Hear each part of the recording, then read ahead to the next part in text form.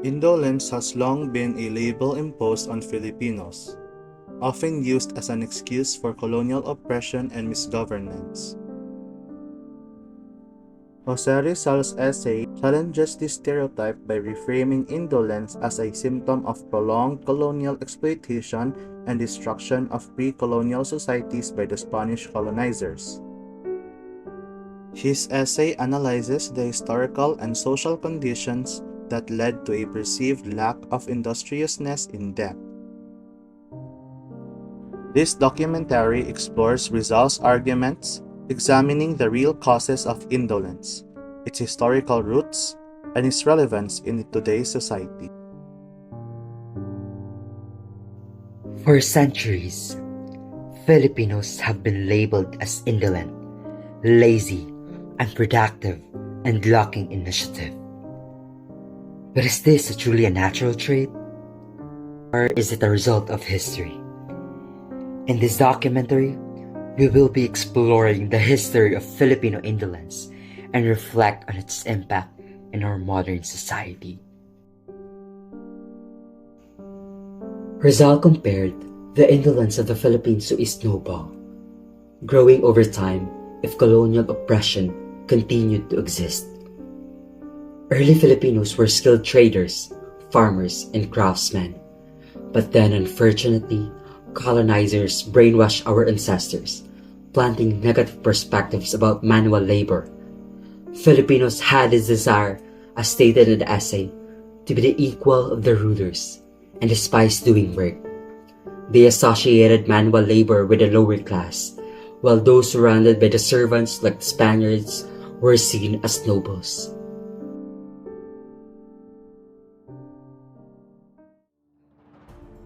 Taking a deeper look into one of Jose Rizal's most thought-provoking works, The Indolence of the Filipino, was indolence truly a trait of our ancestors, or was it a product of colonization? It turns out that Rizal didn't just come up with this argument on his own. His views were shaped by historical records, most notably the book Sucesos de las Islas Filipinas, which was written in the 1600s by Spanish historian Antonio Morga. In Sucesos de las Islas Filipinas, Morga described pre-colonial Filipinos as hardworking traders, warriors, and farmers. This contradicted the Spanish narrative that Filipinos were lazy. Rizal, upon reading this book, saw the truth that indolence was not inborn, but imposed.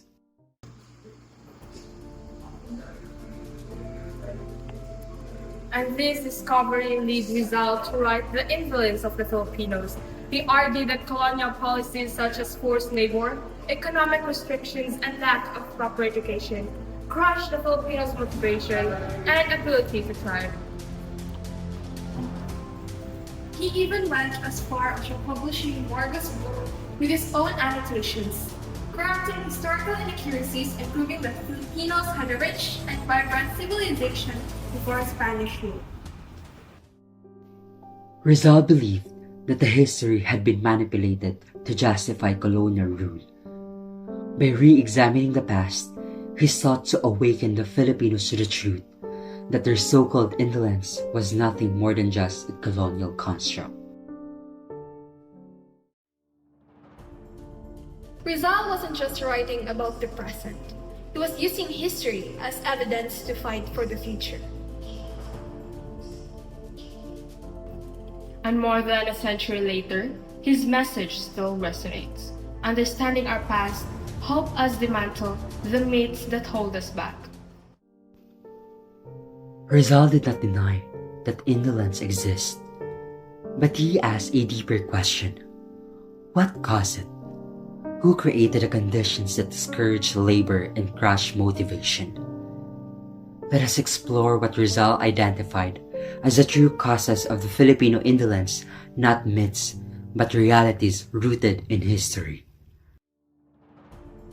In a tropical country, labor becomes harder not because people are lazy, but because the climate demands rest and balance. Working long hours under the blazing sun isn't just difficult, it's physically dangerous.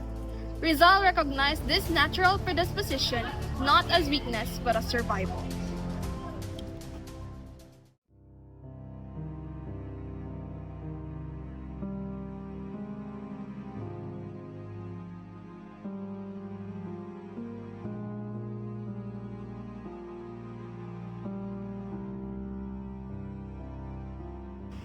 Sobrang init. Parang may matay na ako. Oo nga, parang masusunog na yung balat ko.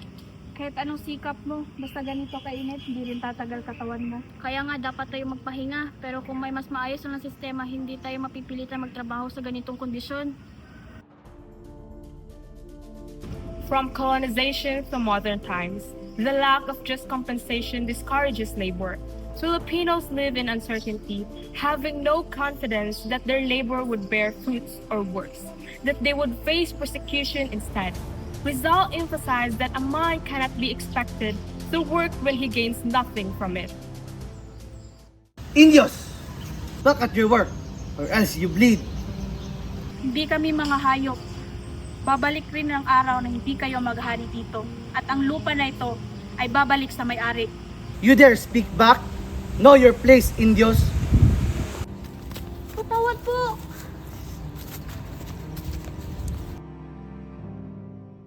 Mag-ingat ka sa pagsasalita kay Gigan. Alahanin mo yung asawa at yung dalawang anak ng babae. Pasensya na, nadala na ako sa aking damdamin.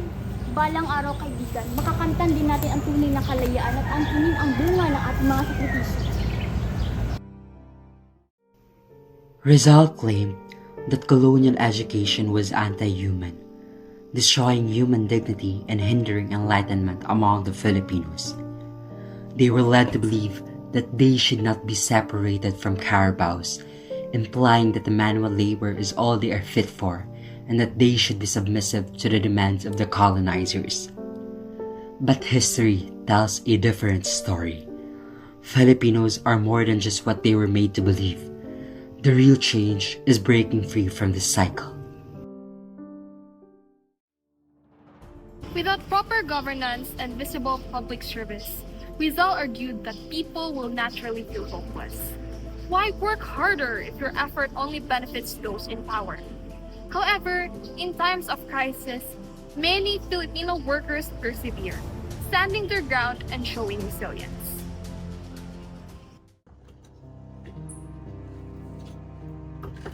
Magandang hapon, ma'am. Kamusta na po kayo? Ikaw lang ba ang tauhan dito?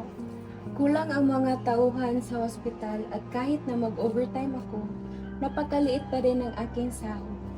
Pero alam kong kailangan ako ng aking mga pasyente. Tinuturing nila kaming mga bayani pero tao rin kami na kailangan magpahinga at mag-alaga sa sarili. Salamat po sa iyong sakripisyo. Sana makita ng ating gobyerno ang paghihirap ng ating kapwa Pilipino tulad mo at ayusin ang sistema.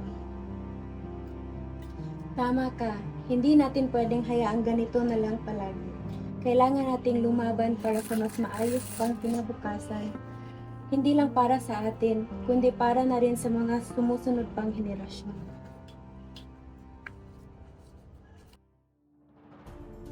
Through the resilience of our workers, they build a better tomorrow by inspiring others and igniting hope for change. One sacrifice, one labor at a time. Injustice may weigh them down, but the Filipino spirit is unbreakable. Trade was restricted. Agriculture was controlled. Filipino industries faded not because of laziness, but because they were suppressed by a system that failed to provide economic support and opportunities for the laborers.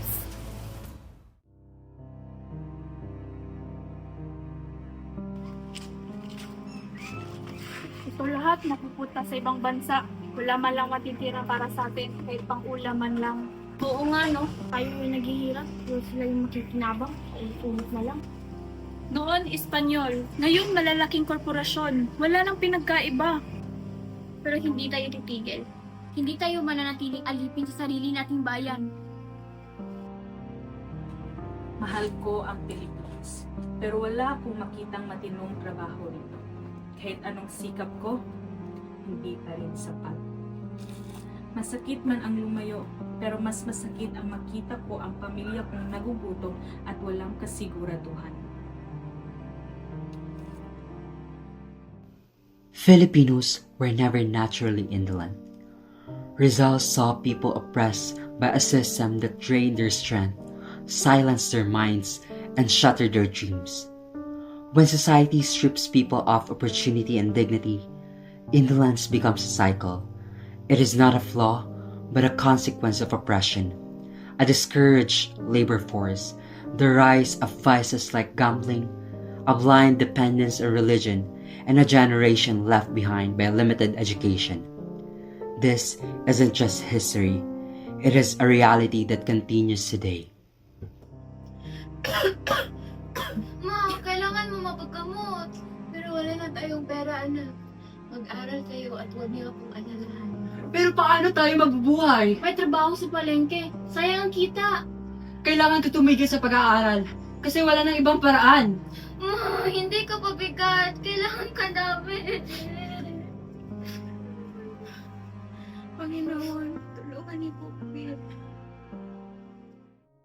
Education and liberty are said to be the soil and sun of mankind.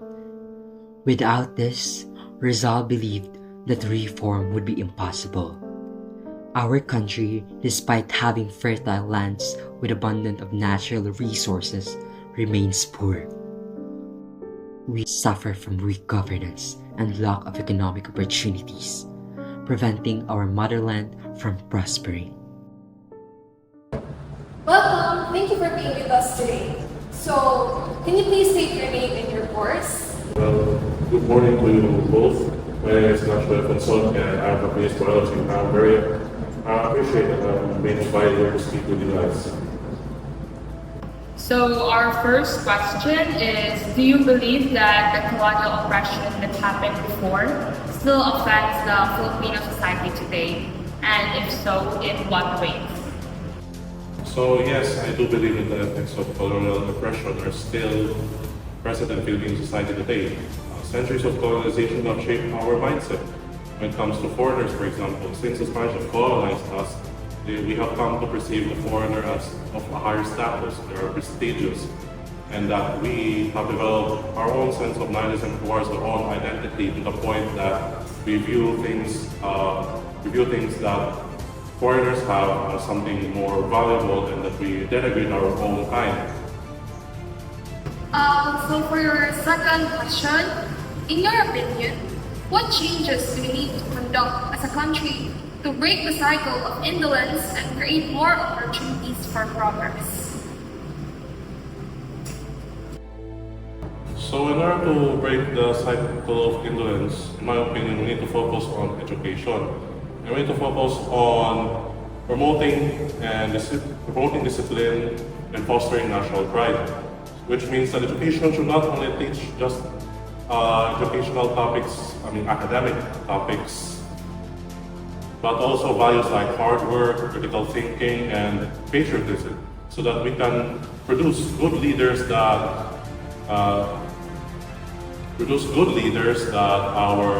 our future generations may seem as role models, so that they may take after them and promote a more harmonious national identity. Thank you for your time today. I'm very honored for you to be able to interview right now. Thank you very much. Today, the challenge remains. Can we overcome the remnants of colonial rule and prove that indolence is not in our nature?